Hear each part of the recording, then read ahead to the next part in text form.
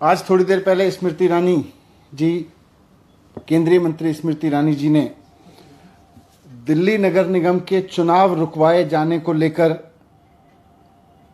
कुछ जस्टिफिकेशन दिया है। केंद्रीय मंत्री स्मृति ईरानी जी ने दिल्ली नगर निगम के चुनाव रुकवाए जाने को लेकर कुछ जस्टिफिकेशन दिए हैं। उन्होंने बहाने लिए हैं कि दिल्ली सरकार नगर निगम को पैसा नहीं देती, इसलिए नगर निगम के चुनाव रुकवा दिए। ये तो मजाक है।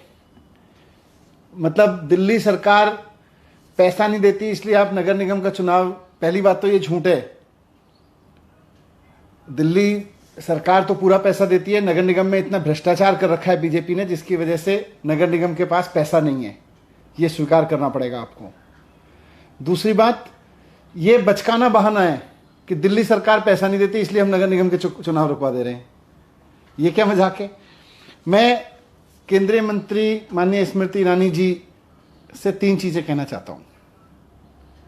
उन्होंने जस्टिफाई किया है कि चुनाव रुकवा के बीजेपी ने सही किया है, एमसीडी का चुनाव रुकवा के बीजेपी ने सही किया है। पहली बात तो मैं उनसे कहना चाहता हूं कि मैडम, ये कांग्रेसियों की तरह रोना बंद करो।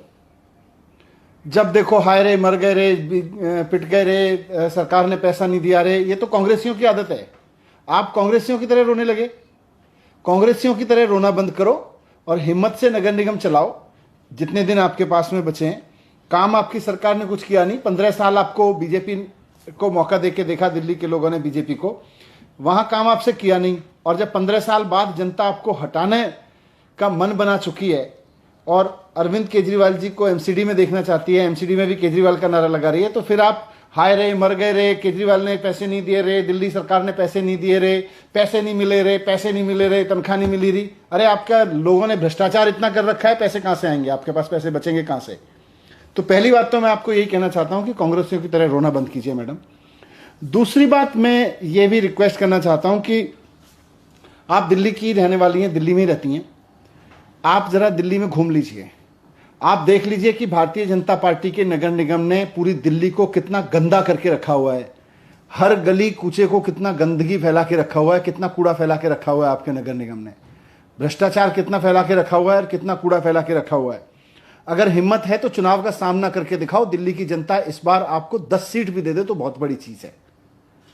आपको भी इस बात का पता है कि इस बार दिल्ली की जनता भारतीय जनता पार्टी को नगर निगम में 10 सीट भी नहीं देने वाली है, इसीलिए आप चुनाव से भाग रहे हो। तो दूसरी चीज मैं कहना चाहता हूं, चुनाव से भागो मत। हिम्मत है तो चुनाव लड़के दिखाओ। ये चुनाव आयोग को धमका के, चुनाव आयोग को ऊपर दबाव बना के आपने जो चुनाव टालने की कोशिश की है, उसको रुकवाया है, ये ठीक नहीं है। लोकतंत्र में राजनीतिक पार्टी के पास सबसे बड़ी ताकत चुनाव होता है। अगर आपको लग रहा है कि आपकी पार्टी में जीतने का दम है, अगर आपको लग रहा है कि भारतीय जनता पार्टी लोगों की पसंद है, तो फिर चुनाव से भाग क्यों रहे हैं? डर के क्यों भाग रहे हैं? चुनाव से लड़िए ना। चुनाव होने दीजिए तय समय सीमा पे। चुनाव आयोग को धमका के आपने चुनाव रुकवा दिया और फिर कह रहे हैं हम तो जीते हुए लोग हैं। आप डरे हुए लोग हैं, आप भागे हुए लोग हैं, आप चुनाव से भाग रहे हैं। दूसरी चीज ये, और तीसरी और इंपॉर्टेंट चीज, आज देश को यह पता चलना चाहिए कि आखिरकार भारतीय जनता पार्टी ने और केंद्र सरकार ने दिल्ली के चुनाव आयोग को आखिर क्या धमकी दी है। सीबीआई की धमकी दी है कि चुनाव रोक दो, नहीं तो सीबीआई छोड़ देंगे आपके ऊपर। ईडी की धमकी दी है कि चुनाव रोक दो नगर निगम के, नहीं तो ईडी से आपको फंसा देंगे। क्या धमकी दी है आप लोगों ने चुनाव आयोग को? आखिर ऐसा कैसे हो गया कि चुनाव आयोग चुनाव की तारीखों के ऐलान करने के लिए पीसी बुलाता है और उससे 1 घंटा पहले आप उसको धमकी देते हैं और 1 घंटे में मामला पलट जाता है। फिर चुनाव आयोग कहते हैं हम चुनाव टाल देते हैं, चुनाव रोक दिए, तारीखें रोक दी जो चुनाव आयोग ने तय कर रखी थी। तो आप बताइए देश के सामने कि आपने क्या धमकी दी है? सीबीआई से फंसाने की, ईडी से फंसाने की, या किसी पद का लालच दिया है आपने चुनाव आयोग को?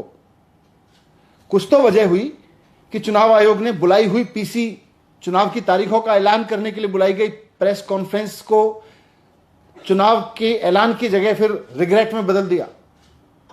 तो आप बताएं देश को कि आपने चुनाव आयोग को किस तरह से डराया, धमकाया। चुनाव रोकने के लिए आपने कौन से हथकंडे अपनाए? पद का लालच दिया, ईडी की धमकी दी, सीबीआई की धमकी दी।